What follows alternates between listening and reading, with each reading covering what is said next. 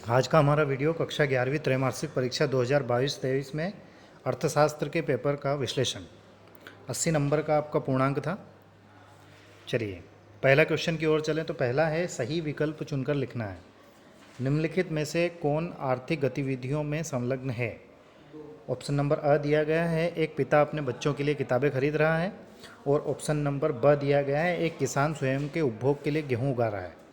दोनों ही सही हैं तो ऑप्शन नंबर द सही रहेगा, अ और ब दोनों। डेटा के समुच्चय को कहा जाता है तो उसे सांख्यिकी कहा जाता है। आंकड़ों को तालिका के रूप में प्रस्तुत करने की प्रक्रिया कहलाती है तो उसको सारणीकरण कहते हैं। सांख्यिकी गणना का विज्ञान है, यह किसका कथन है? तो ये ए.एल. बाउले का है। अगला है अर्थशास्त्र का जनक एडम स्मिथ। अर्थशास्त्र के विभाग होते हैं 5 होते हैं।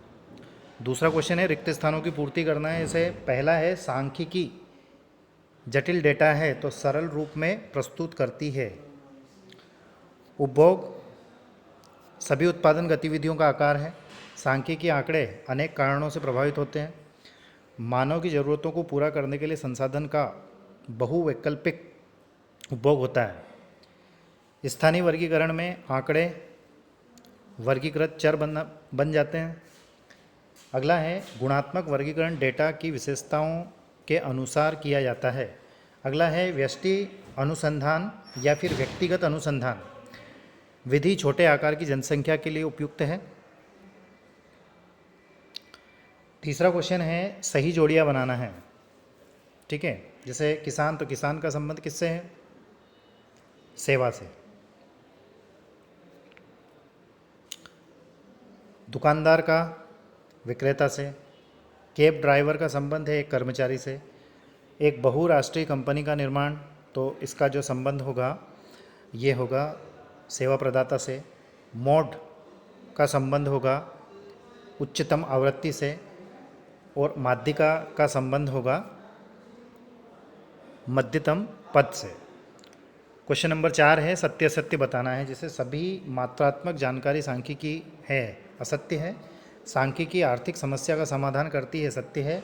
आंकड़ों की व्याख्या सांख्यिकी अध्ययन का अंतिम चरण है, सत्य है। वितरण एक आर्थिक गतिविधि है, सत्य है। अंकगणितीय माध्य केंद्रीय प्रवृत्ति का सबसे अधिक इस्तेमाल किया जाने वाला माप है, सत्य है।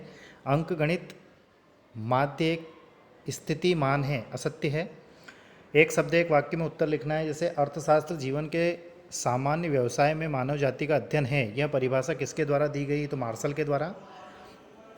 किस प्रक्रिया में कच्चे माल को उपयोगिता वाले अंतिम उत्पादों में परिवर्तित किया जाता है? तो उत्पादन। तथ्यों को सरल और निश्चित रूप में प्रस्तुत करने में क्या सहायक होती है? तो सांख्यिकी।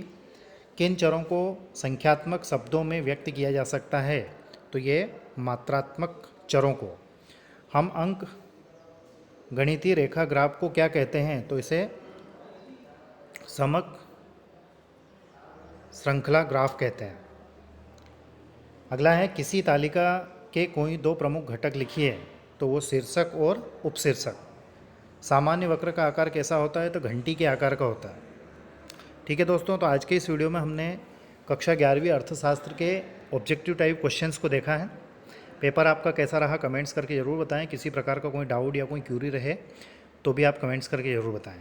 Thank you very much for watching and take care of yourself. Thank you once again.